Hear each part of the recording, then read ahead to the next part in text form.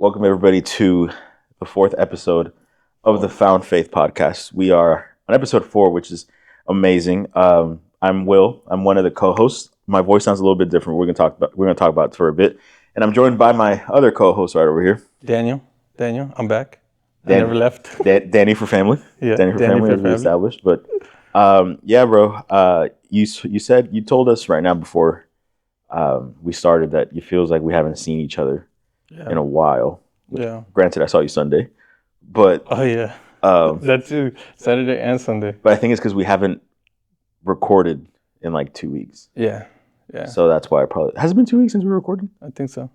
Yes. It was 2 when weeks. The last one. Pastor Ponciano was here. Yeah. Yeah. So how you been, bro? I've been good. No, not really. Not really? No, I've been good at the same time. Not good. Dude, I feel like I'm just going through the motion right now. Like why? Like just Yeah. I feel like I know you're sick. It's a little contagious right now, where I'm just kind of like, man, I just want to sleep. Oh, like my energy? Yeah, a little Oh, bit. my fault. Okay, No, hold but on. I get it. Okay. But no, I mean, in these 2 weeks, man, I know I saw you Saturday. I saw you Sunday. But you haven't seen me though.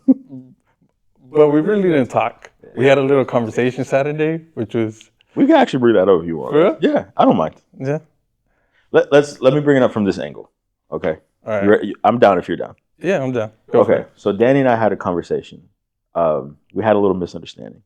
We had some beef. Not even to go into the details of that, but I did learn something about myself, and we talked okay, about go for it.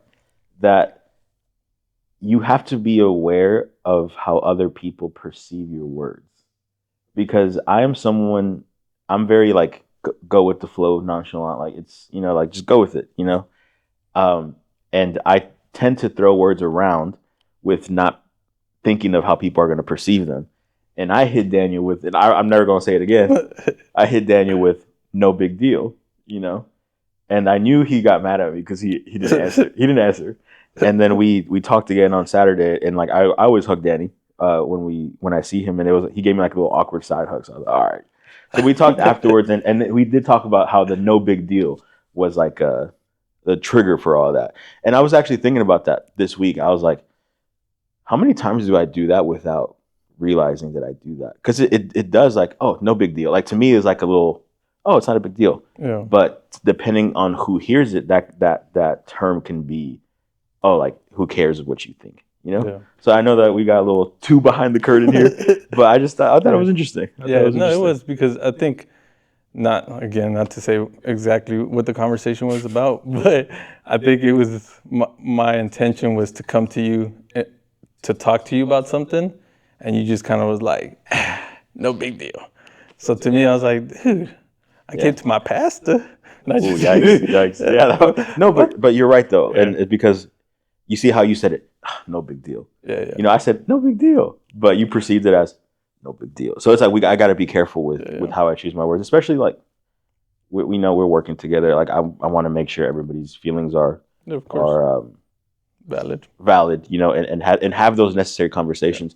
And I was even thinking like I said, I've been processing this week, and I'm like, how many times do I do that in like the other relationships I have, like with my parents, with my wife, and like so now like I want to be a bit more careful with how I, not just respond to something how I think it should be responded to, but like how would this person perceive it, or how would it be received? So yeah, like I thought it was a good moment personally. Yeah, no, the same.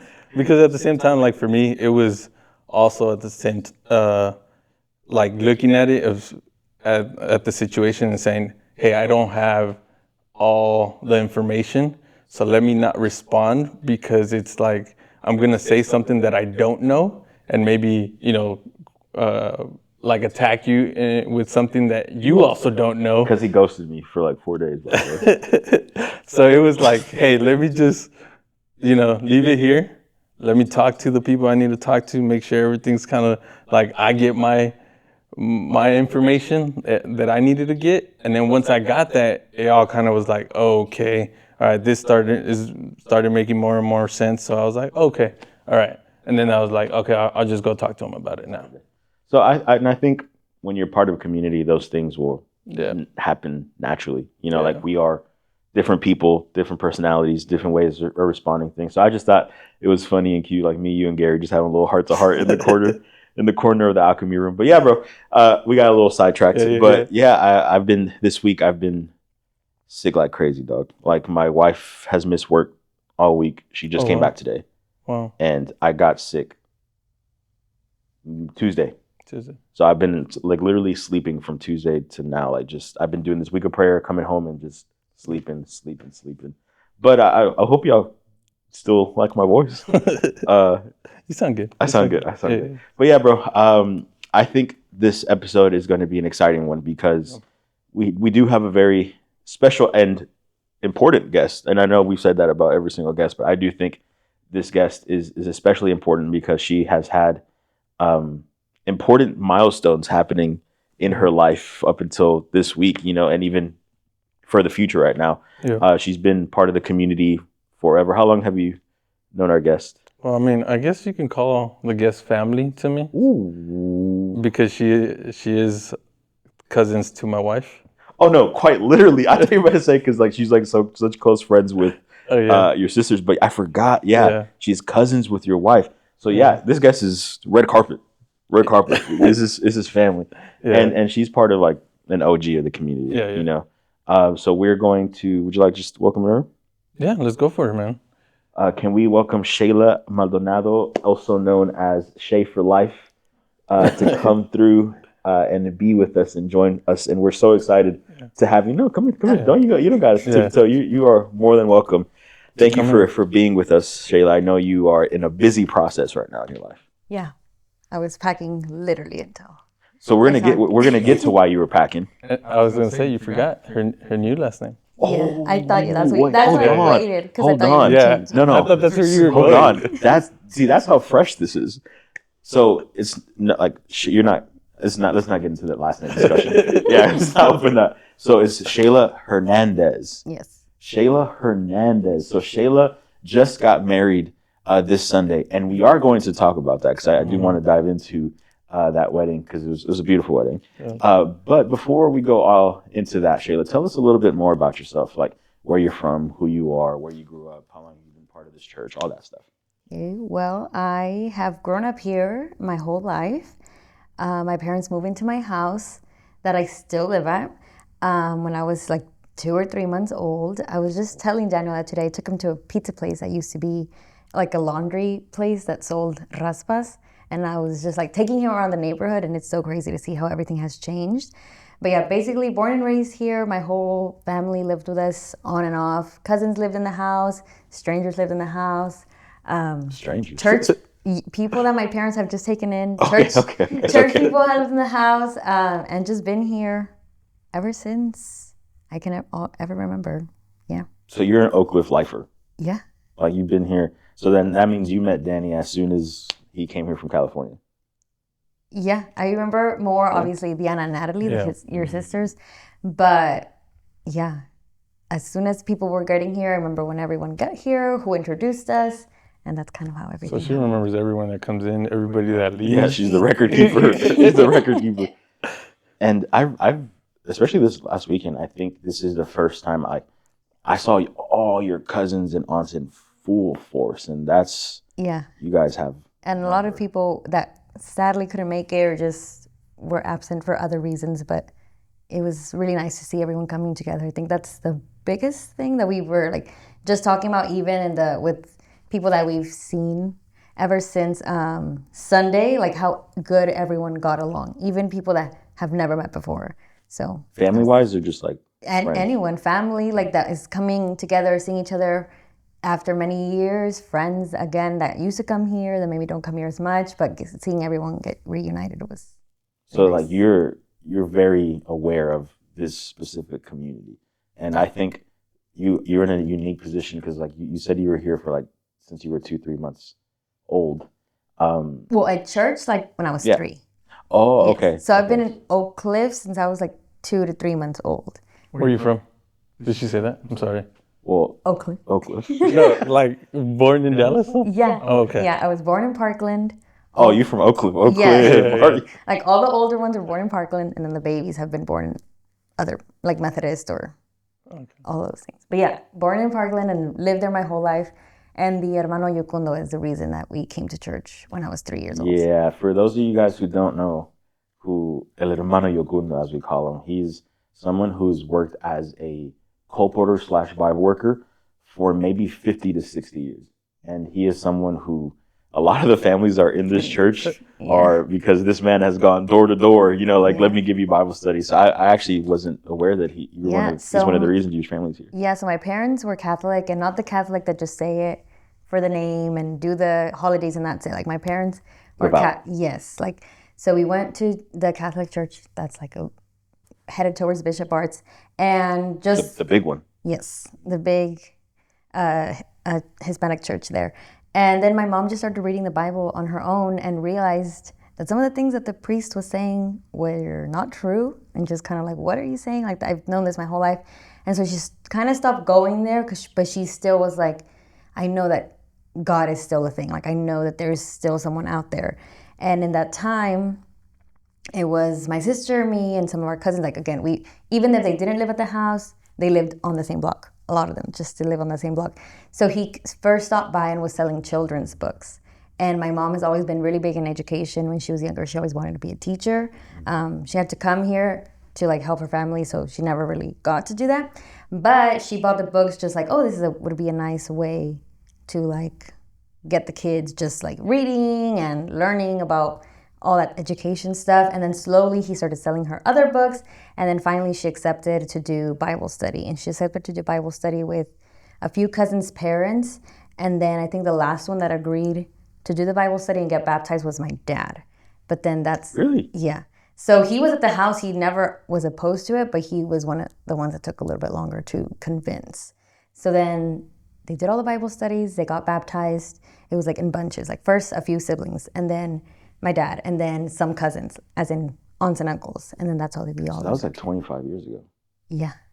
25 years ago. So it's impressive how, when you spread the gospel, it's kind of like a domino effect. I don't know if you remember who was like you said your mom, right? Was the first one to like receive the message. And it's kind of like that domino effect that keeps happening. Because now Shayla's family is a huge presence here at church. And then we see now your parents have little grandkids, and they're growing up asking biblical questions, and it's that domino effect. So that's awesome. That's awesome. And she does have a big family, so no, she has a big family. Have a big domino effect. So speaking of that big family, just got bigger. I was about to say the transition. Oh, wow. No, so speaking of that big family, Shayla, you had a very big event. One of the biggest events that I think can ever happen in your life. You got married this Sunday, so it was like 5 days ago. How do you feel? Like, I know, because it's one of those things that I know that when the wedding is kind of like a blur, in my opinion. I don't know, but like, how are you feeling? Everyone kept saying that. I'm like, I don't see how it's gonna be a blur. Like, I know what's supposed to be happening, and then we were joking. It's like someone just took the paper that had the list of everything we're supposed to do and just kind of flipped it around and just picked and choose what we wanted to happen. But then the nice thing is, like, a lot of people have just been saying, oh my God, it's been so nice, all these things. And it's like, oh, right, like they don't know what's going on. And that's always been something growing up, like in school programs or church programs, where like people out there don't know. So as long as you keep it together, people won't know. Like if something went wrong, just keep it secret. Just keep it secret. So I don't know. It still doesn't really feel real. I don't know. No, I get that feeling, right? Because it's like you sign the paper and you're like, oh man, we're married. Yeah. It's kind of, you don't process it. It was this morning. I was joking with Daniel. I'm like, oh my gosh, like I'm like someone's wife, like because I'm your wife. Because they went to the store and these people were like looking at me funny, and then I just had like this moment where I was like, oh whatever, I don't care. And then Daniel walked in a little bit after, and then I felt fine. I was like, if whatever they were being weird, like I don't have to worry about it, because then maybe he can deal with it. And then we walked down. I was like, oh my gosh, like like I'm someone's wife. Like it was just so weird. When it's gonna hit you, and you can share also, like when it hit you, like when it started hitting me was when I was filling out paperwork. I'm like, oh wait, married, married, and that's when I was like, oh, this is for real. So that's when it really hit that I was married. When did it sink in for you? Man, I think for me it was different because I had my kid. Oh yeah, so you're my kid first. I'm like, married. Married. Yeah, I got you. So yeah, Gotta so wake up every- you're fresh. Yeah. Yeah, You're so fresh. I'm just now having, like, I changed my address. I went to the post office. I changed my address, and the lady made a little joke about Indiana and all that stuff. But it was nice. But everything else, I'm just like, I have no idea, so I have to start doing that. And I had started because I'm very type A, and I wanted to have everything done before I left. But most of the places or things that I have to change were like, well, you're leaving, so you're gonna have to figure it out when you get there. So I haven't really done anything since. Before we talk about the move, how did you enjoy the wedding though? Yeah. Like, did you have a good time? Because Oh, I'm gonna yeah. tell you, and I know Danny can attest to this. I thought your wedding was absolutely beautiful. Like, I love the barn. I love Yeah.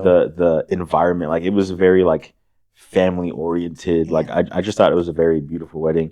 The notes you left all the guests. Like, I think it was the paletas, bro. I didn't get one You at all. No. Ricky mistake. You gotta have No. someone I hoarding know. food And for Daniel you. was like, "You have to eat." So I at least ate, and they were right next to us. And I kept seeing everyone go, and I just never got up to grab one. And then they said someone got like a big bag of them and took them, which is Yeah. fine. I didn't want anything to go to They were waste. offering seconds of the paletas. Yeah, by yeah, the way. yeah. Did you get I just multiple? never went. Yeah, I know who took them all, but You know who took I them all? me too, but I'm not gonna say.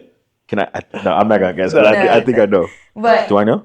yeah, yeah, for you, Oh, sure okay. you you'll do. know who it is. For sure you And do. I'm not mad about it. It's just like, oh yeah, like I want everything to go. And- Title: Someone stole my paletas at my wedding. No, but I loved it. Like every leading up to it, and I told this to like Kinder and Randy, who were the photographers. I was like, people keep asking me if I'm stressed or if I'm anxious, or I'm like, I don't feel like that, and they keep making me feel like I'm doing something wrong Really? because I'm not worried. I wasn't like by then. Oh, by- because I'm not worried. I'm not stressed. yes, by that week, I really didn't care. And you can ask like Natalie and Diana. Like I was like, I don't care. Just do whatever. Like once we're here, Just get me to the altar. and again, like because I know myself, I can be like want everything to be perfect. So I always told myself, okay, I can stress about all I want. Like this whole year, even a few times, wanted to cancel everything. Be like, let's leave. Our parents will be really mad at us, but we're just gonna leave. I'm gonna call the places up. Whoever can give us our money back, we'll get our money back. Whoever won't, I'll pay them back. Also for the build up. Yes, for like yes. the, There was like 2 times that I was like, for real, like I'm gonna call everyone and cancel.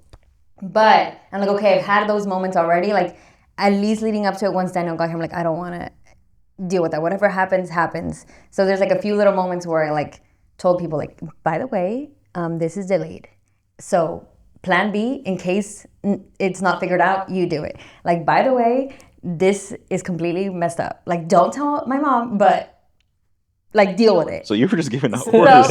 You were just. But I just didn't want to be stressed about it because I'm like, at the end of the day, even I told Eva, because my maid of honor couldn't be here, which that's a whole thing and it's really personal, so we can't share.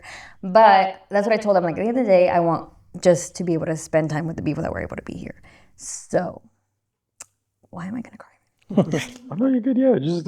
But I would like to share. I think in that aspect, Shayla, I know you were kind of throwing everything off, but I think the fact that your family, your friends, because when I got there, everybody was just handling everything. Yes. Like everybody was just taking care of everything. Everything was happening the way it's supposed to happen. Yes, like people had absolutely no idea Yeah. what was supposed to be going on.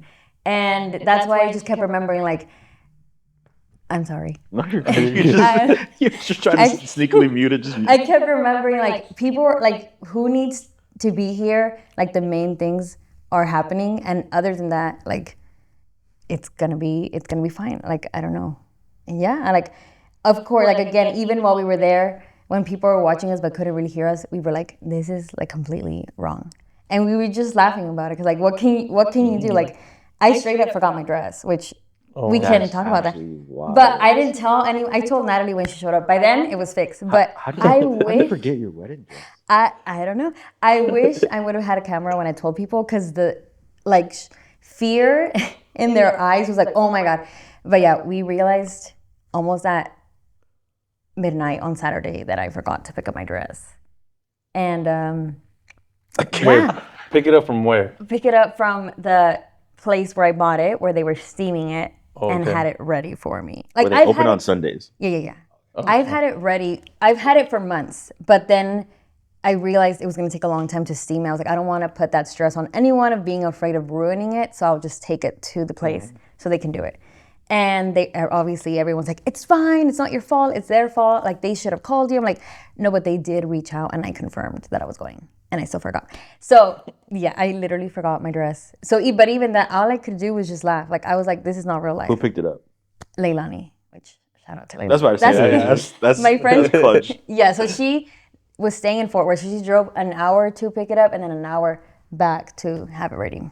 You know what? Actually, this I don't know if you remember this or if Nat and Dee remember this, but for Eva's wedding, I was what would you call it? Maid of honor. I was maid of honor for Eva's wedding. She called me the day of. She said, "Will, I don't have a white dress to lounge in." Oh yes, she I told me had that. to go to the store. So I was a maid of honor at Eva's wedding. It's always about those people who hold it down for you at your wedding day. But we're so happy for you, and I'm happy that you hit those keywords that that day of you were kind of just enjoying the moment with the people. I really I told them a few times, like, am I doing something wrong? Because I'm not worried. Like obviously, like I need someone to calm down, like my mom or his mom. Like someone needs to go figure that out because they're freaking out.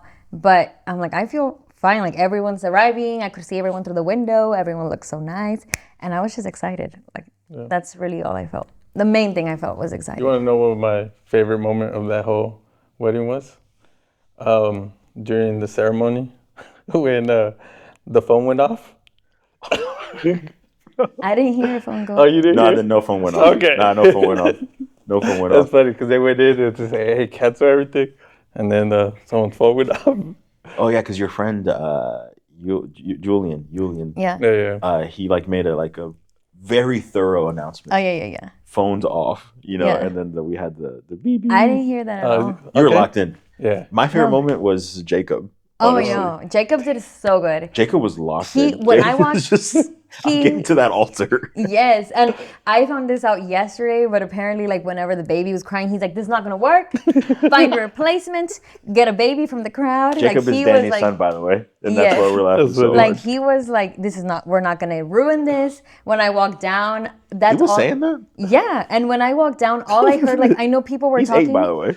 But people didn't realize that I was 7 or walking 8. down, and he was like, wow, you look so beautiful. And he just kept telling me that, and he's just like trying to make conversation with me. And it was just so cute because he's like so small, and he was just like trying to like talk to me and like, I don't know, just like be ready for the day. No, yeah, Jacob was locked in. Yeah. Jacob was trying to get you wed that day.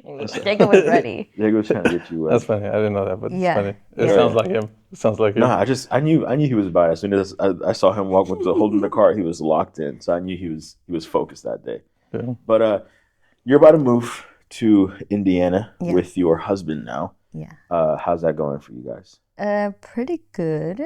I haven't finished packing. When do you head out? Tomorrow. And I have not finished packing.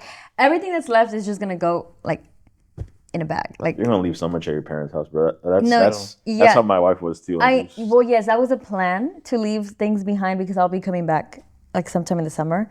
But in I the didn't summer, realize- it's summer next month. later in the summer. But I didn't realize it's still like 29 degrees over there. Yeah, it's So I pretty kind of cold up have there. to take everything. Like your winter not stuff. everything, but yes, the plan was just to take like I was still in Texas mode. And I'm like, it's hot. Like I don't really need winter things.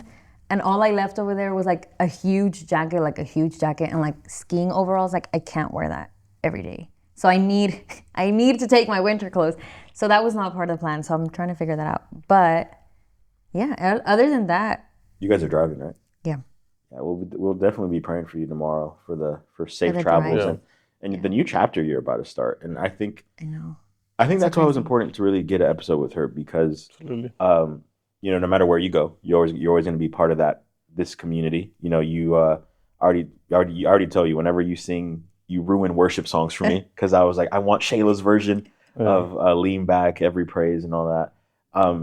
And it's just you've been such an instrumental part of the community that I feel like it was important for people to, before you start that next chapter, get to know you for what happened this chapter. So, what is something like what's a moment that you remember that you first had like an encounter with your faith or like an experience with your faith? Okay, that part I was prepared for. I do remember that. And I was thinking about it, and I kept trying to think of the perfect moment. But the only thing I can think of was a week of prayer at SWO. Before I left, I was at Southwestern. Swallow Nights. And they had a week of prayer, which for some reason was during physics class, and I hated physics class. I like was not good at it. Everyone in that class was like married or living off campus because they were all older, and I was one of the younger ones. So I couldn't really ask people for help because I didn't know anyone. And then last minute, our professor wasn't able to actually be in person, so we had to get taught by some other university, and like all their tutor stuff was online, but we didn't have access to it because we weren't it was really weird, but we just sat there, we watched the screen, they taught, I had no idea what was going on. And then I would leave and I'd just be up at all hours of the night trying to figure it out until Brandon, I think you know him, Brandon Zambrano. Yeah, he knew the twins, Kayla's brothers. They were in that class. Okay. Well, okay. I'm sure you'll know who, but he knew the brothers and he was just like, hey, will you help them? And thankfully they would literally just invite me to their like study sessions and literally just help me with my homework. That's the only way it passed because I had no idea what was going on. But anyways, it was happening, week of prayer was happening during that class. So I already hated the class. So I would just like go into class and like do the little clicker thing that was only working if you were in the room. And then I would like go to the restroom and then I would go to week of prayer because I'm like, I don't know what's going on in there anyway. Yeah, so you would skip class for worship. That's so okay. It's a waste of time. So I went to the week of prayer and I don't remember who this man was, but. What year was it? Do you remember? It was right before I left. So like 2016 or 17. But I really liked how he was like, he really was just really direct. And he wasn't about like all the emotions or feelings. Like I remember even like no feelings. He was really about like he really was adamant that he didn't want them to plan out like what song are you gonna play? Like he didn't want all of that. Like I remember he would walk down and be like, okay, if you have to leave, you can leave, but like I'm gonna do the llamado right now. And like he was just really direct. And I remember him doing that. I don't even remember what it was about, but I just remember being like, dang, like this whole time I feel like I've just been at church because like our family's at church. Like it wasn't like I was like, oh, I did something horrible and I have to come back, but I just felt like I just got baptized because I was scared of getting left behind. Okay, so and that was the first how old were you when you got baptized? Maybe like 12 or 13, I think, because by then again, like our parents got baptized when we were younger, or when we were babies, basically. Then our aunts, then our uncles. I just remember my tia Araceli got baptized. My tia Marilu from my dad's side, and then like a cousin and maybe Christian. Like it was like 4 of us that got baptized at the same time. And I remember they did like big things were happening in their life. Like it was crazy. But I just remember being like, I'm just gonna do it because then I'm gonna be the last one. Like I remember thinking that. Obviously there was other kids because they were little, but I just remember thinking like, I'm gonna be the last one. Like everyone's going to heaven, I'm gonna stay. Like it was like it was just like I have to do it. And then in that week of prayer, I realized like I was just in church just because it's what people did. I don't know. What was it about the directness that really made you think of that? Because if the way you're making it sound is like this dude was just like he wasn't like, it wasn't in a mean way. Like no, but not mean, but just like, hey, I don't care about what you think or what I'm gonna say it like this. And I guess that I don't like confrontation. Oh, so and I felt like he was talking to me the whole time.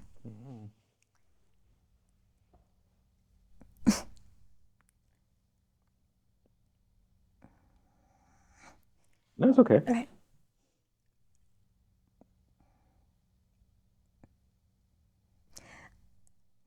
I remember going there and like, you know, my friends would be paying attention kind of, but not really. Just like on their phones. And like I really felt like he was just staring at me, which he probably wasn't.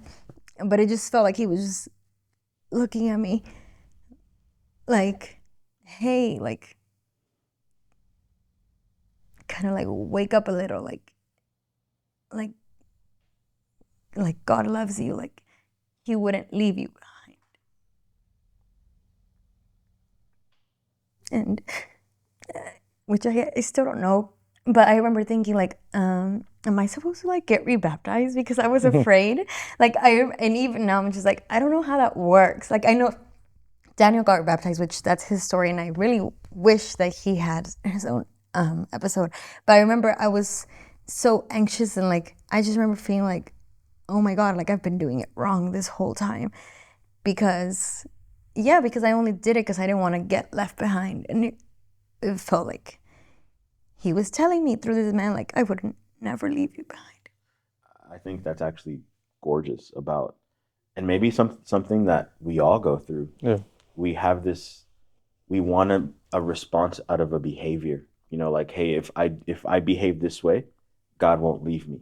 Yeah. You know, but I feel like at that moment, it kind of turned into, I understand God's love now, and He won't leave me. Yeah. You know, and it's something that it's very impactful, and I think it's special that you recognize that moment being the time where you understood, because that's grace, Shayla. Like what you're describing, that's grace. It's God's not going to leave me behind, and it's one of those things that we often get in this mindset where, oh, God is keeping track, and if I sin in my last moments, I'm gonna die and I'm not gonna go to heaven. That's not how grace works. You know, that's not how it works, and we think that Jesus is in the business of wanting to damn people. That's not what He does. You know, and I think that beautiful reality of God reminding you and telling you at that moment is that I didn't come to this world to leave you behind, Shayla. Yeah. Like I came to this world for you. And I think that moment is a beautiful moment that I hope every Christian is able to experience. Yeah. Especially like, again, I already said, like, I want everything to be perfect. And I was always like, in some things, naturally, like things just came easily, like for some classes. So everything was always nice. And other things, well, the people around me just like work really hard. So I just like work really hard and everything will turn out good.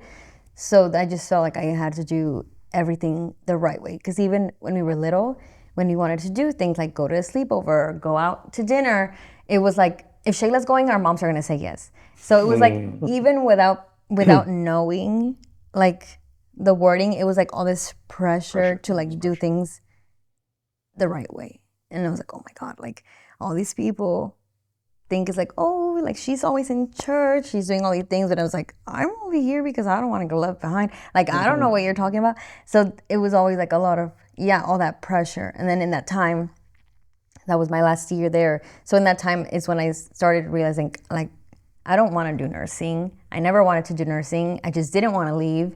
And like, what am I supposed to do? And like people not believing me when I said like, hey, I think I'm gonna move to another university, because that's just wouldn't be me. Like I'm always just like at home. Like, yes, I work really hard, but like don't go out of the lines. Like that was just not me. And little things started happening where I couldn't deny that it was like Jesus moving things. I was like, I have to leave. And that was really scary, but also really nice to have that experience, even though everyone around me, whether they were excited or confused or straight up were like, no, you're not gonna do that. Like I was like, yes, I am, because like it's not my choice. Like it's God that's deciding this. And like little things started opening to where eventually I knew that I was gonna end up at Andrews, even though I had no idea how that was gonna go, but it was just like so clear. I remember driving back home one day for the weekend here, and the song Do It Again was playing, and I just knew that I was going to Andrews. Like I didn't know how, because we hadn't even gone to visit, nothing. I just knew I'm gonna leave. And it wasn't like my choice. It was just like, all right, like you want me to leave, I'm gonna leave. So it like all came together. So even the act of you going to Michigan was like an exercise of, God, I don't know what's gonna happen, but I'm gonna take this leap. Yeah, because that just is not like everyone that knows Natalie, Diana, Eva. Like I was always just the one in the background, like in the friend group. Like if drama's happening, it's not my drama because I'm just here. Vouch. If good things are happening, it's not really me because I don't want attention. Like I don't want you to look at me. Like I don't want and just to draw attention, because again, I'm like I already have all this pressure to do things right. I don't want anything extra of like, oh, I might mess up and then someone won't like me. Like, yeah. So just anything to just stay in the background. That's what I was gonna do. And I think it's similar to your story in the sense of sometimes we like putting our, I don't know if trauma is the correct word or the emotional baggage, and we like to place that in the relationship we have with God. And we like to think that God interacts the same way that people interact with us or that we interact with people. You know, so you said growing up you had all this pressure, and you kind of confused that growing up into thinking that God's putting this pressure on you. Yeah. You know, so I think it's such an amazing moment that you realized that was happening, and you're like, no, God, I want to experience this relationship with you, this grace with you, and it was capped off with you moving to Michigan. That was very extreme. Yeah. Yeah. Like I can't explain it anything else other than like that was Jesus. Like, because I would never have moved. Like even now, what to think like, oh my God, I lived somewhere else. I was in Texas. Like I'm always like, no, like Texas is my home, and it's still the same way. But even now with this move, like whatever he wants is where we're gonna end up, because you just never know. And I think it's easier to like go into the unknown, but knowing that you're not in charge, than to like try to force things just because you're uncomfortable or scared, even though it's still really hard. But it's never worked out that way, so kind of just have to go with it. It's No. always hard to be uncomfortable, but I think that's where one ends up growing the most. Yeah. And I think, I mean, I definitely, through life, I think I've been in situations where I'm definitely very uncomfortable, but I value those moments because it could propel you into different areas in your life that you just didn't know God had a certain plan for you. So, I mean, that might be, you know, you going to Indiana might bring you right back, or might start something huge in Indiana, you know? Yeah. And that's the beautiful part of what Danny is saying, is that because you're still on this faith journey, Yeah. and you're going to Indiana right now, and who knows, because Yeah. it's still uncomfortable. Like you're leaving family, like you're moving there, like you're starting your own family there, Yeah. and it's who knows like where God is going to take that, and that's just part of that process that God is moving in our life. And so this next chapter for you is going to be amazing, because I mean, if this one worked, like, listen, you took a chance in 2017, 2018, and now we're sitting in 2024, and because of that, you got a husband. Yeah. No, I remember we were just talking about that yesterday, seeing everyone come, and just like all the friends that we grew up with or that were younger than us, and we always saw like our little brothers, and just seeing them, how they've grown up and all the things they're doing. And just, yeah, we were like, dang, like none of this would have happened if any of us decided to go against that calling to like go to Andrews. Like we're all from all over, like Texas, Indiana, Boston, like all over the place. But somehow we were all there, and like we all were taken there by God. And it's like we would have never met if it wasn't for that. Or like, yeah, if I had been like, I'm not leaving, and just ignored it, like I would have been fine in nursing. Like I like medical stuff, it's fine, but I feel like that would have always been in the back of my mind, like later It wasn't your calling, you know. No. And I think there's a freedom in understanding God's calling in your life. And like once you have that certainty of God, this is you telling me to move, there's such a beautiful feeling that comes with it, because it's you're walking with security now. Like you made that decision to go to Michigan. Let me ask you, were your parents pro or against that move? At first, they were against it. Like I remember when I was in the dorm, and my friend Isabel was there, and I did the little sign up to go. You applied Do to a tour? Andrews at SWAU? Yeah. That's disrespectful. That's no respect. I was in the dorm, and I just kept looking at it, and I kept going back and forth. And I remember she was in there one day, and I was like, I'm just gonna do it. She's like, just go visit. Like you're just signing up to go visit. You're not signing up like to go there. So then I did it, and then I went home and I told them. Well, I had already told them like I don't think I'm supposed to be doing nursing, which they had known already. Like I wanted to do speech, but when he asked about speech, they didn't have speech. And even that, like all growing up, I would read books that had nothing to do with medical stuff, just like random little books of like a sister found her long lost sister, and there was like a speech therapist. Like there was in random scenarios, I was running into like speech pathology and stuff. So I remember I told them ahead of time, like, hey, I don't think I'm supposed to be doing nursing. But when I was like, hey, I think I'm gonna go to like Andrews, they were like, no, like, what are you talking about? Like, you're crazy. There's so many other like universities here. And then they knew people that had like sent their kids there and it didn't go good, which I won't hold that against them because it was different. But that made me really mad. I was like, well, how are you gonna like base like a situation of someone else's kids? Like, you know me.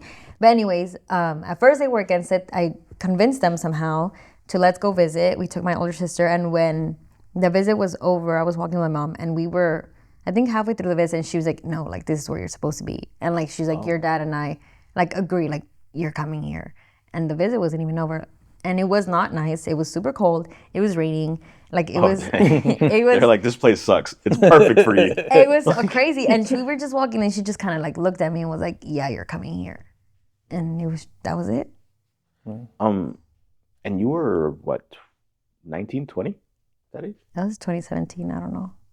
2017 minus He's trying to 7. expose your age here. Ooh, yeah. I So was- it's around 20ish. I think I was maybe 19 going to 20, because I know I graduated high school before I turned 18. And the reason why I wanted to ask your age is because I feel like, especially for the teens listening in, Yeah. because as a youth pastor, I get a lot of people coming up to me saying like, Pastor, it's just I don't feel right about my faith, or I feel like my faith isn't strong enough. I feel like my faith isn't where it's supposed to be. And they kind of get anxious to be a final product, where I'm like, just enjoy where you are and do that natural process. Because you were 19, 20, for the first time experiencing that, like, hey, God is talking to me. God's not going to leave me behind. God doesn't view me as a background character. And you're 19, 20 experiencing that it takes a while. So like, for all those teens that put that self pressure, to be a final finished product, like, faith is a forever journey. Like, even me and you, like, we're going through our scars and battles of faith, and we continue to grow and we continue to learn. We continue to learn. So I wanted to, oh, my bad. I wanted to ask before you kind of go somewhere else with it was, so I know, I mean, you were at SWAL, then you moved to Michigan. Mm-hmm. So how was that experience? I know you felt that calling to go to Michigan, right? Tell us about it though. I mean, how was it? How long were you there? Like, was it, knowing that you had that calling of like, okay, God wants me over here, is it what you expected? Yes and no. When I first got there, like, literally the first weekend, my phone broke. It fell in water, and I had no phone. I didn't know anyone. That's a disconnect. No, really. I ran into some random girls that went to SWO, but I wasn't close with them. Like, I just recognized them, and they recognized me. We went to the first Vespers together. We were all uncomfortable because people don't dress up there. And we're like, oh, I don't think we're supposed to be. Yeah, like, we were like in normal clothes, but I think we had like a nice shirt, like flats, and we were like, we gotta go change. And the girl was like, no, like, y'all are overdressed. So that was weird. And so we shared that together, and then I never saw them again. Like, literally never saw them again. So it was really hard because I didn't know anyone, but also it was just really exciting because, again, it was like undeniable, like the little things that like God was doing. Because I remember, like, my roommate just happened to know these girls, who now is Leilani, who was here for the wedding. Who's your roommate? Some girl named Katie. Oh, okay, never mind. No, like, she's really nice. She had to leave. Shout out to Katie. Yeah. No, in the one of the year that we shared, we both lost our grandpa. So we shared a lot of things, but then she had to leave. But we weren't really close. But because of her, I met Leilani. Which and was then at your wedding? yes, and then I met another girl who like introduced me to all the Macarios people. She was like, I'm just gonna show you where all the Mexicans are at and all the stores and all the good food, literally like that. And I was like, okay, and I just went with her. And then I met Cynthia and Kevin, who I was telling someone, either Eva or Diana in the car, was like, I thought they were really close, like that Cynthia and Kevin grew up together, like how we grew up together. And then turns out it was like, oh, like at big youth events, they see each other. I'm like, you have me in this car with this stranger. Like, I don't know, like he could have killed us or something. Cause she's like, no, yeah, Kevin's really nice. And then I find out after we've like hung out together. Kevin, the youth pastor, the pastor that was. Yeah, Kevin Maldonado was here. Yes.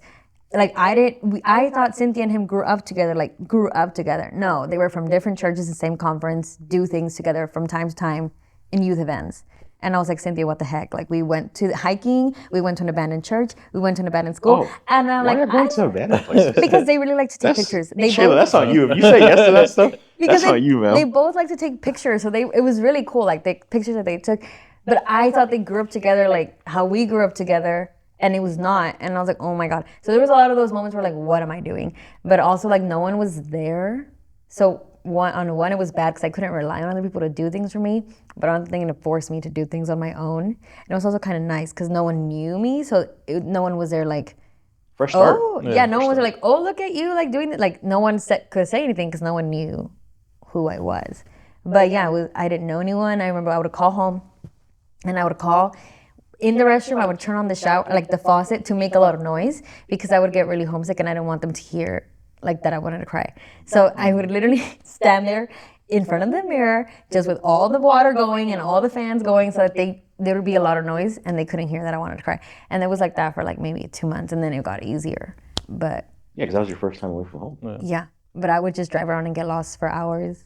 And I just had to do a lot of things by myself, but it was also really exciting. So let me ask you though, because Danny actually brought up a good point, because you made this transition, you felt God called you to Michigan, right? Yeah. And you start this school. And I somewhat knew you in undergrad at SWALU. Yeah. But I feel like you just blossomed at Andrews Yeah. when it comes to ministry. Like you were extremely active in ministry. Am I perceiving that incorrectly? No, like it's the same when I left and when I came back. Like, it was like I had nothing, and I would just sit there and do nothing, like on my bunk bed. And then I was like, I need like something. Like I needed to be involved with something, which thank God it led me to like Leilani and other people, not to like other things, but to Macarios and all these people that are literally like, they will treat you like they've known you your whole life. But yeah, it just led me to those things. And Explain to Danny what Macarios is.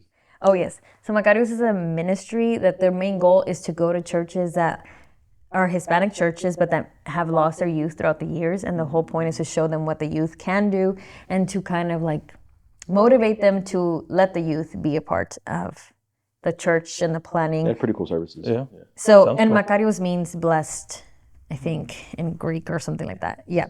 So that's what it means.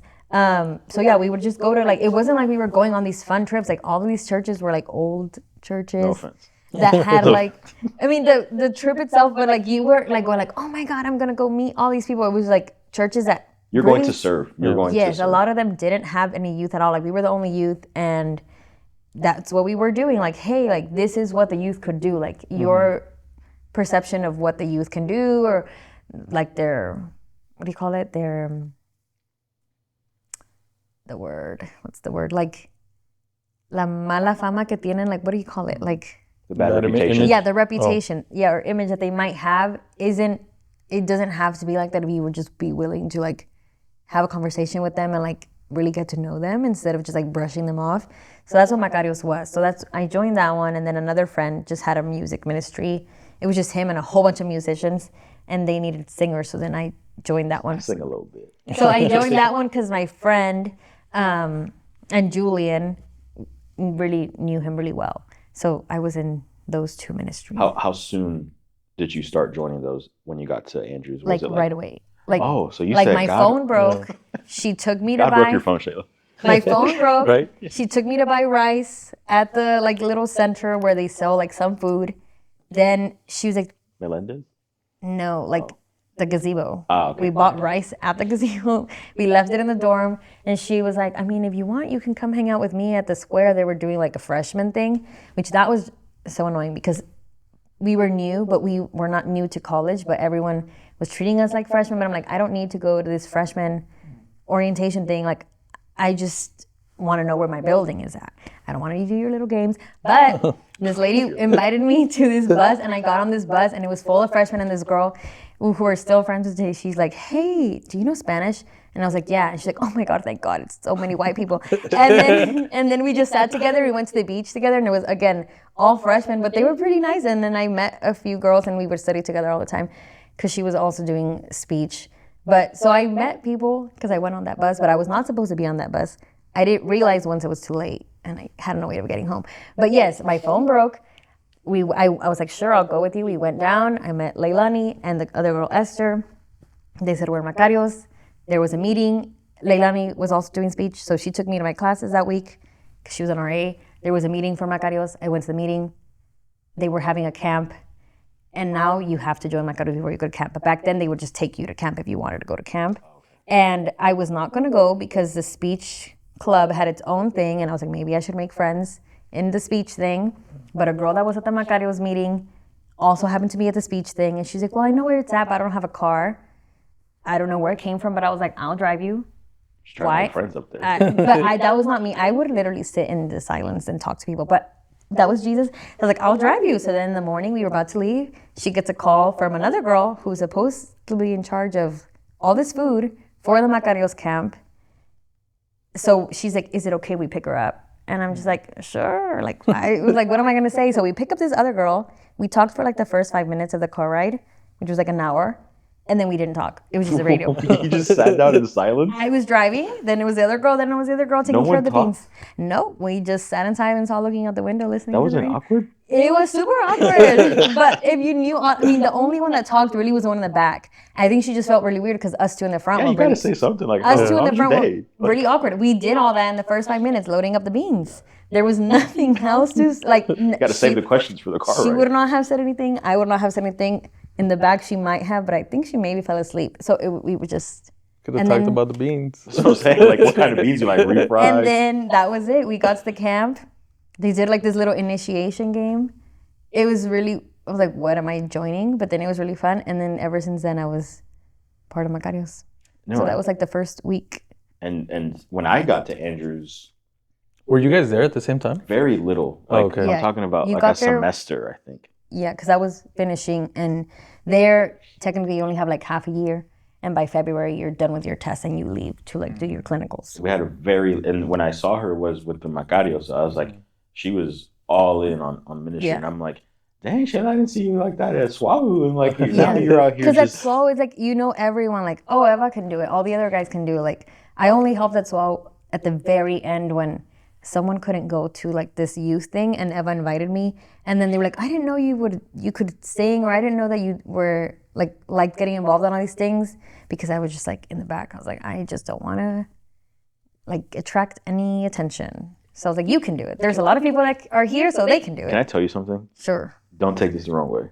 Okay. You sing very beautiful. Thank you. Like, I was talking about, you sing, like, Shayla sings so good. And to me, it's like a shocker that you're telling me that, oh, like, you used to not, like, get asked and stuff. Because, like, No. Shayla, when you're up here, like, it's like, you sing amazing. Yeah, but also like in high school we did it, but like the school was really small, so everyone kind of did it. So it wasn't like, oh my God, you're gonna do it. It's like everyone's gonna do it. Everyone's playing basketball, everyone's singing, everyone's doing the bells, because the school was really small. So I did have that experience in high school, and that's why I knew I loved doing all that. Like my favorite trip that we ever did was in literally downtown of Colorado with like all these people that were clearly on drugs, like just singing to them in Maybe. singing to them in the street. No, like they were coming up to us and telling us. Okay. But that was my favorite, because it's like you're not in church, you're not putting on a show, you're not worried about, oh, or is my clothes okay? You're just like sharing with the people in the street, and like they're coming up to you. And yes, they might be trying to offer you stuff, but they might be also telling you like, oh my God, like thank you so much for like reminding me about God. So I knew that, but again, so I would just like everyone it's like your comfort zone. Like everyone knows of everyone, and I just didn't want to stand out. So then I just didn't do I think it. specifically that was your comfort zone. Yeah. And the more, like, I knew your story, but I didn't know it in like this depth. And to me, it's like, honestly, I could say you leaving to Michigan was the best thing That's that what I was could thinking. ever happen to you. Like emotionally, spiritually, Yeah. with your love life. Like it was just, Yeah. and Even, go ahead, sorry. even the girls, like my sisters joke, like, what the heck? Like, why are you crying all the time? Because I was just that like typical like middle child, like keep it together, don't say anything. Like literally, that was my mom's biggest fears or like worry. Like it wasn't like I was getting in trouble all the time. Like they would be getting in trouble, but her things like just talk to us. Like, what are you thinking? Like you're not ever gonna find out, because it was just never gonna happen. bottled it. Yeah, and not be crying all the time. But it's not even like for being sad. It's just like I'm just gonna say it. Yeah.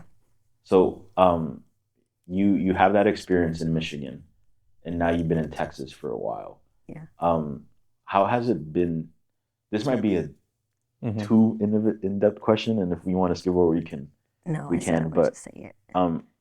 Because obviously you come back a different person. Mm-hmm. Like how has it been adjusting? Because you've grown there. Yeah. You know, now you come to an area where it's like they know Shayla, like you said, like the background Shayla, the Shayla that doesn't really express Sings, herself more, yeah. just the Shayla doesn't really sing. And now you're coming back as, hey, I'm here. You know, I'm Shayla. I feel, empowered now. Like, Yeah. how was that transition for you? I think I think it was even harder than leaving, which I think Oh. Diana knows the most because Diana also left. And I would tell her all the time, like, girl, like, I have no one to talk to. Like, I have nothing to do. Like, I would just sit at home. And, like, my parents would be watching their little movies or they'd be cooking together. And I'm just literally sitting in my room after AY, just literally just sitting, like, against the headrest. Like, all right, like, what do we do now? Because, like, like, I just didn't do anything. Like, and also, like, it wasn't, I don't think they did it on purpose. But, like, the girls and everyone already had their own, like, a life. So they would just do whatever. And I remember Natalie would always be joking, like, not the girls again planning things and not telling you, because they would just all do their own thing. And I would just, like, I was not a part of that. And even before I came back for good, I remember coming back for, like, Thanksgiving and, like, going to pick up Vivi and it being really weird. Like, just in general, just, like, so many people everywhere, so many traffic. Like, I just got used to, like, that slower life and, like, having your things to do, but, like, not really too much going on. So on one end, it was, like, too much going on. And then at the same time, like, literally having no life. Because I didn't know anyone. Like, everyone that I knew before was gone. Like, I think when I came back, the only people that I really recognized were, like, Sammy and, like, maybe Isaac. They were doing, like, their little video things. But I didn't even, growing up, I didn't talk to Isaac like that. So I couldn't really hang out with all the people that they were hanging out with. So that one was harder. Because, yeah, then I would come back. Or also, I would come back and people, again, remember me as before and would bring up things from before. I'm like, I'm not that person. like, we're past that. Like, I don't even, like, though, because some other things happen, but we won't talk about that. But I'm like, we're not even, like, that's, like, fine. Like, all of that is in the past, but people were constantly bringing it up. And I'm just like, here we go, like, having to deal with that again, having to revert back to. Do you feel like you what they reverted were. back? For a while, yeah.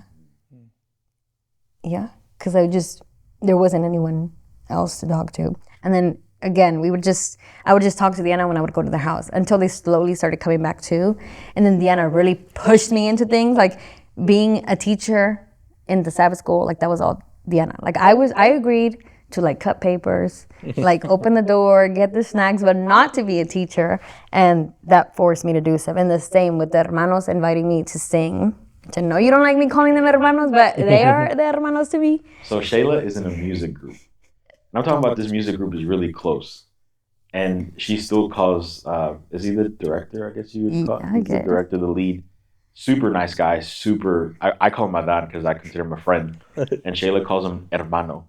And it's just, I just can't. Well, I just can't do the other thing. Like, even with my patients, they tell me to call them by their name and I can't do it. But anyways, and, like, they told me later on, like, oh, we didn't want to bother you because you just seemed, like, out of our league. And I was like, I literally had nothing. I told them, like, I had nothing to do. So like, all they had to do was that. Yeah, and they did. And they asked me. And then I met Natalie, which I know we grew up together, Natalie Delgado. Yeah. But, like, I don't actually remember ever talking to her when we were little. Like, I consider us meeting because of Alive. Can you take a little detour on that? Okay. Because that's a problem we have here at Oak Cliff, by the way. Yeah. Is that Oak Cliff is such an OG church, like such a church that has so much history. Yeah. But I've realized a lot of people grew up here, but they don't know the people. Yeah. Like, my wife grew up here. Yeah. And she was like, oh, I just met this guy. And I'm like, Jazz, he's been going here his whole life. Yeah. I'm like, why do you think that is, Shay? Like, why do you think that we grow up in this, well, not we, y'all grow up in this place. And it seems like later in life, that's when you start meeting. I think, well, at least for us, like, it was just a comfort thing. Like, when we were little, our whole family came here. Like, we didn't really need friends. Like, we come to church together. Like, we come and we all meet up and we are all going to go eat together. And really, the only friends that we made or that people that we interacted with were if you were in the choir. Because our parents were in the choir, so your parents were in the choir, we were going to be friends. But other than that, like, yeah, we didn't really need to talk to it. I don't know, but I know Natalie's family is really big too. So the same, like, they have their family, we have our family. Other people have, like, their little groups. So if your parents weren't in choir or you weren't in choir, like, you weren't gonna hang out. Like the only exception I see to that is like Ali. Like they lived across the street for a while, so her parents were never in choir, and she was in choir, but when we were little. But she was also younger than us. But because she lived across the street, we would play together all the time because she lived like right there. And see how beautiful it is when we like break out even that comfort zone of friendships, and now you meet these people, and you're like, oh Yeah. wait, these people are great. Yeah, like I'm like Natalie. I would like we like so easily are friends. But yeah, I don't remember ever talking to her when we were younger. I think it's just a timing thing too. Timing is also. Yeah, I think timing is like where, she had to grow up, Natalie She had to became grow the up, person. and then eventually it's like the paths will align together. Yeah. Because I think you'll be surprised for you. I grew up with Sammy and Josue. You guys are in the same age range. Yeah. I grew up when we first came to church. That was like I was probably with them almost every weekend with that family, with them. Okay, so yeah. So it's So timing. yeah, Timing it's is just everything. timing. So I know we also have been talking a lot about her singing. Yeah. Her singing a lot, but I don't know what got you into singing, Shayla. Like, what's your story a little bit with singing? What called you to sing? I think when I first got into it for real, was in middle school when our principal, who was just a teacher at that point, literally just looked at like three of us and was like, you're singing this part, you're singing this part, and you're singing this part. Because yes, our parents grew up in choir, so we were in choir. And then here, like we did some choir things, but that was the first time we're like, you're doing this. And then I was like not singing with the group, it was by myself. And I don't know. Then they would always be getting on to me like, you can sing so good, but you just won't let it out. Like you're just like kind of doing the bare minimum because you're afraid of people like seeing your emotions. And I'd be like, I know, but I'm not doing more. Like it was always Miss Tucker and Mr. Connell like always telling me that. And I remember even like in one of the graduations, like maybe 8th grade graduation, they gave us like a notebook and that's what he wrote. And they're like, I wish you could see like just how great of a person you are, all these things. But really it was, at DCA because we didn't really have a choice. Like it wasn't like, hey, do you want to sing this part? It's like, we have a program. We have a really tiny school. Everyone has to do something. You're singing this song. And I didn't really have a choice.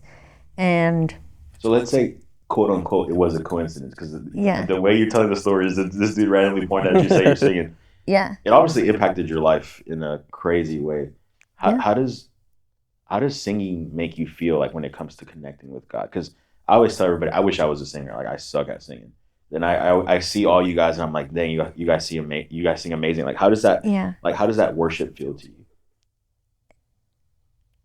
I don't even know. I think the music just takes over so much of like what you sometimes want to say but don't even know what to say when you just hear, like at least for me when I hear a song, like oh my god, yes, like that's what I was feeling, but I don't even know what I was feeling. Or like I write a lot. I haven't written in a long time, which I remember when Natalie asked me to be on the podcast. I'm like, oh, I don't want to be on the podcast because right now I'm not doing things how I'm supposed to be doing. Like I haven't been reading as much as I normally do or writing.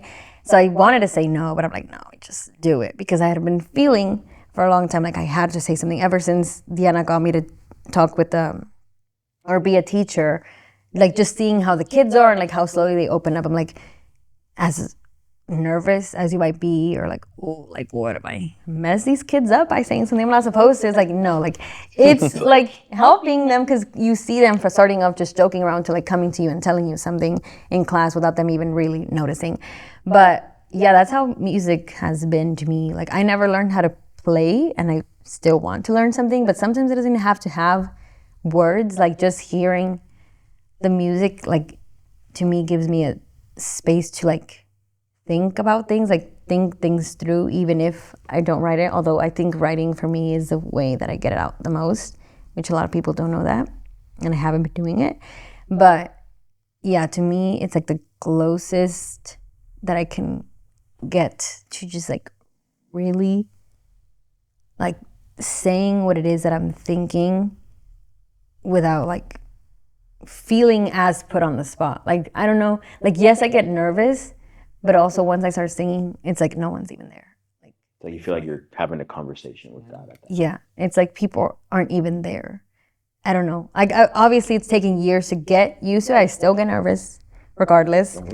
Like sometimes, a lot of times, I was telling Daniel when I have my phone, I know the words. I just like panic that I'm gonna forget, even though I've known this song for forever.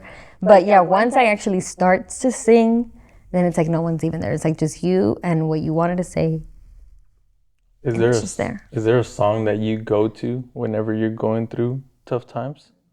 I think when I moved, it was "Do It Again" by Elevation Worship. That was one, and then another one, I guess, would be, it's called "All I Ever Wanted" by Red Rocks Worship, and it basically just talks about like just going back, like really the only thing that they want, like yearn for the most, to want more in their life is to be with Jesus.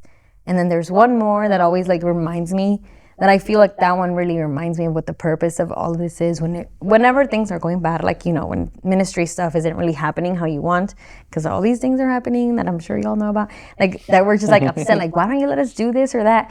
Either when things are not going good or when things are going really great, like, wow, we're doing so much things and we could do all these other things and we could grow so much more. But that one is in Portuguese, but it's called something about, it says basically like, I want this more to be more than just beautiful words or like a beautiful melody. Like I want it to be like true worship. So that one's one that I go to over and over to like remind myself of what the purpose of everything is. And also it sounds amazing. I mean, I know a lot of people don't like listening to it because they're like, I have no idea what they're saying. But if you just like translate and if you just listen to it and like the way that that lady sings it, it's just like, dang, like I want to be like that, like to always have that purpose as like the number one thing that I do in my life. And I think it's what you said. It's like you found that you want to be like that woman who found her purpose. And I just want to like affirm, like your calling has also been in this worship area in your life, because I can't tell you, like when you come up here and you sing that one song. What song do I always tell you?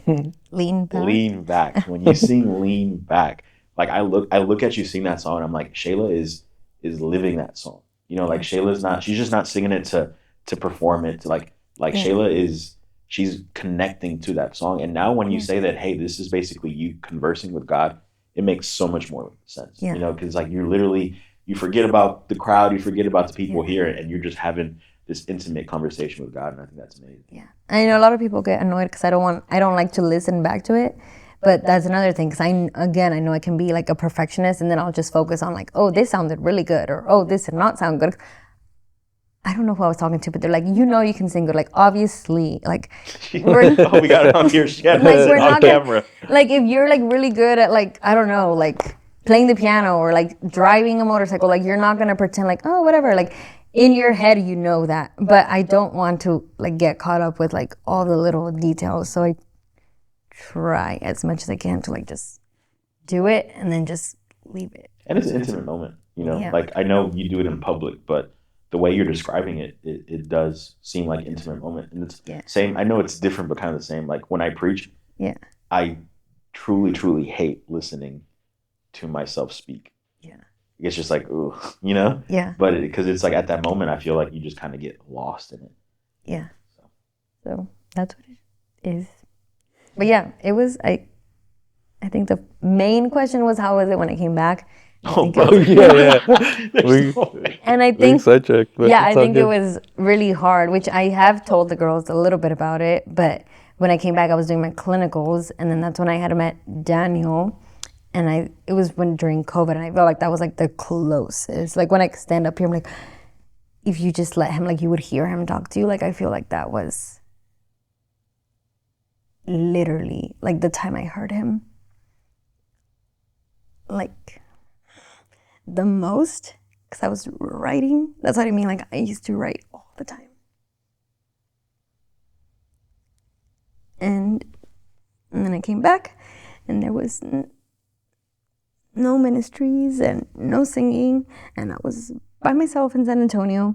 And a lot of the time I've just told him like, oh, you know, I was stressed and anxious because of school, but there was like all these other things. Like again, I feel like I had forgotten what you said, like, oh, you had this beautiful moment where you realized, like, oh, like God loves you and he won't leave you. And once again, I was like basing my standing with God on like what I was doing.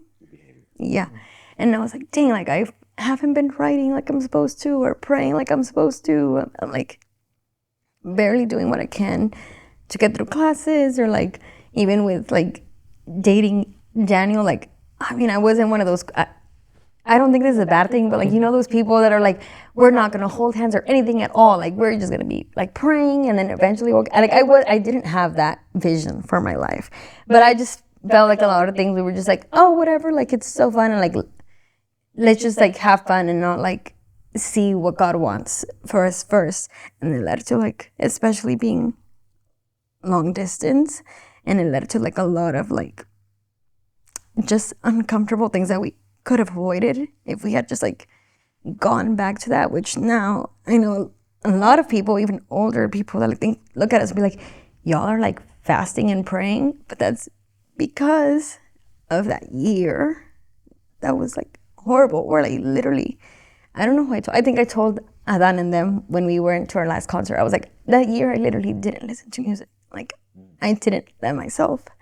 I wouldn't let myself listen to music because I knew that he was going to try to talk to me through the music, and I didn't want to hear it because I had just convinced myself that I was like, I had just neglected him too much. Like, I didn't deserve to like be able to hear him again. And I would like maybe listen to like one or two other songs, but they were like more upbeat songs. And other than that, I would just listen to like podcasts or like random radio stations like from San Antonio because I didn't want to listen to music, and they never knew that. So I told myself that I was gonna share that because, again, like I told a lot of people it was just school, but it really wasn't just school. And like it really was like I would just go to work, like I would barely make it at the hospital, and then I would get home and I would just be stuck in a room just listening to podcasts or watching a random baking show, because anything to like distract myself from the fact that it's like this music would come into my mind. I'm like, no, I don't want to hear it. Like I can't hear it. And then that let, again, all the other things just kind of like piled together, where Daniel was like, you have to tell your mom, because I was just always like, I don't feel anything. Like, I'm pretty sure I'm supposed to be happy right now, and I'm not. So then I told her, but again, there was other things going on in our family, because our family's huge. So I would tell her just enough to where she knew that I was not lying, because she herself has gone through depression, so she knows that you don't just get better from one day to another. But I would keep a lot of things out because I just didn't want her to know. So then Daniel had to take the biggest load of it all, because I was just like in a really bad place of not wanting to even listen to music. I would like, again, just let myself listen to those 2 songs, and other than that, Daniel would literally be reading like Bible verses to me or praying every time while I was driving, or like praying for me to go to sleep, or like just reading lyrics, anything, so that I could eventually like go to sleep, because I was just like I ruined everything. Like I was so good, and now I'm not. And the only other thing that I would sing to myself, that I would let myself sing to myself, was Mi Dios es tan grande. That was literally all. And I would sing that over and over and over until I was able to go to sleep. But again, that, I feel like that I needed to say that, because it wasn't just like, oh yeah, the hermanos came and I wasn't bored anymore. Like, no, like that was like my coming back to music when they asked me to sing with them, because up until then I had like pushed it all aside. Yeah. And it's crazy how, now that you speak about it, it's how you come back and you fall into that same cycle of my behavior dictates my relationship with God, if it's strong or not. And it's so dangerous to have that mindset, because that kind of made you, instead of seek him, to be ashamed to even want to have that conversation with him, because you said you were avoiding music, and that's who you are. You know, that's who you are, and you were avoiding it. And it's, I love hearing that story has an happy ending because someone reached out to you. Someone said, "Hey, come join this ministry. Hey, come serve with us." And that little act, and I'm glad that you said you intentionally wanted to come here and say that, because that little act, I think quite literally changed your life. Yeah. Changed your life.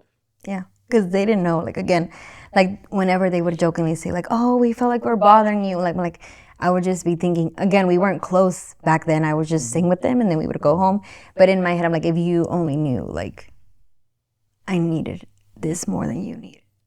And it's that community, because you and Alive is so Yeah, tight, like they're so close, and I feel like God sent the right people at the right time that you needed, and that's a lesson for us, Danny, and us as a church, is that who knows how many people are just sitting down and going through what you're going through, through that depression, going through that isolation, going through maybe thinking that, oh, I'm too ashamed to go to God, and they're just waiting for someone to reach out. Yeah.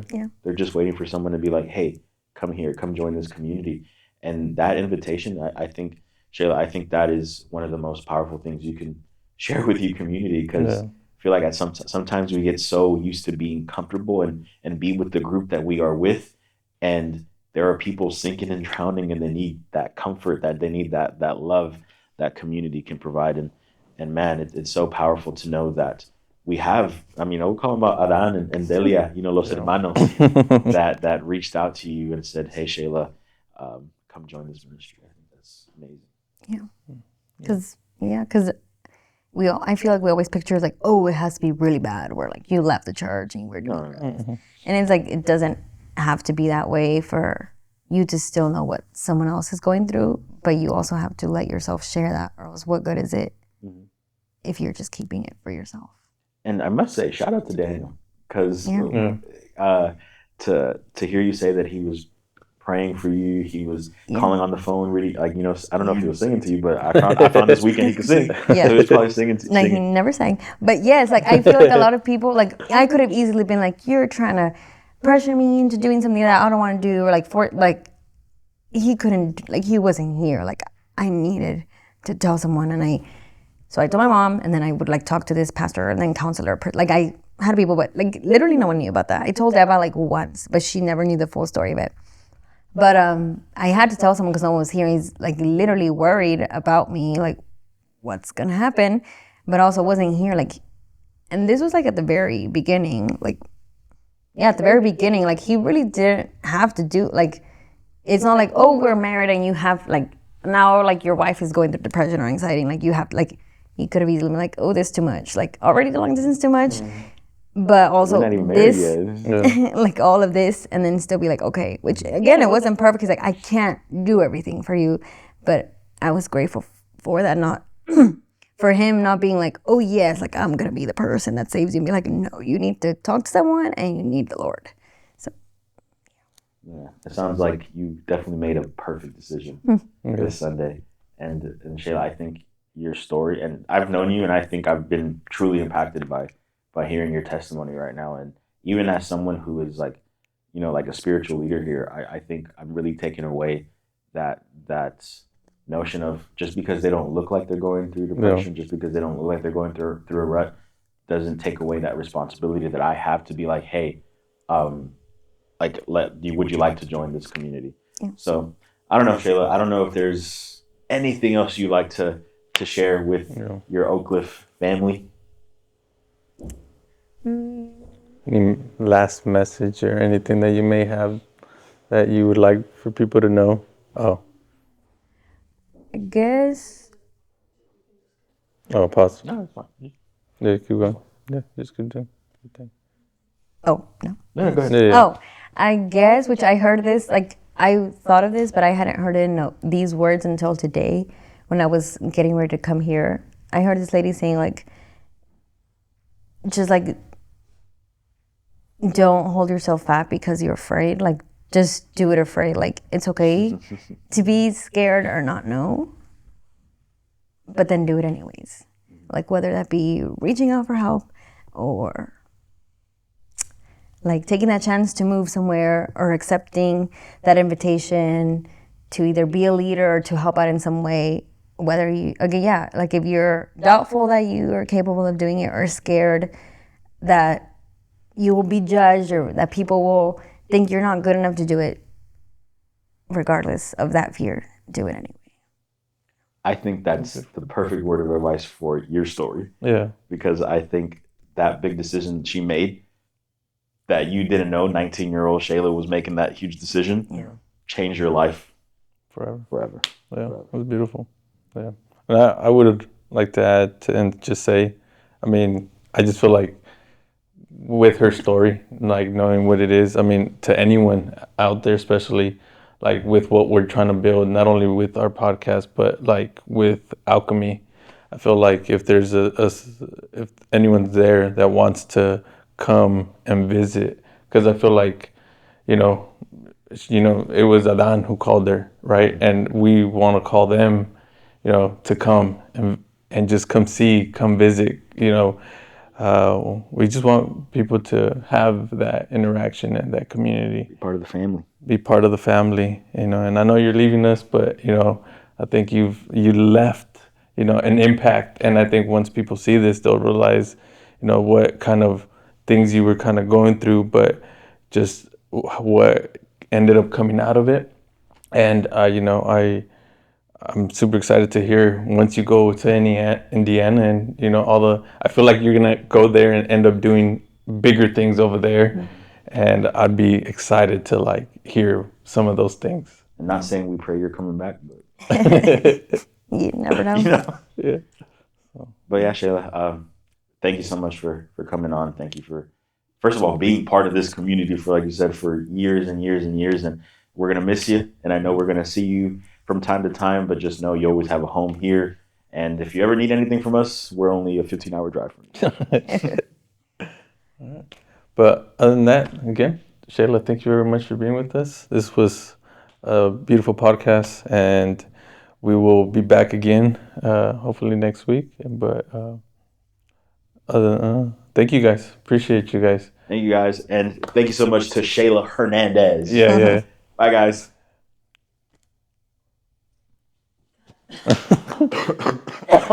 Oh my goodness. I've been holding that cough for the longest. I was holding that forever. Wait, put that in the bloopers. Oh, shoot. Oh, It's almost 7. that was a long pod. I think that's the longest one yet.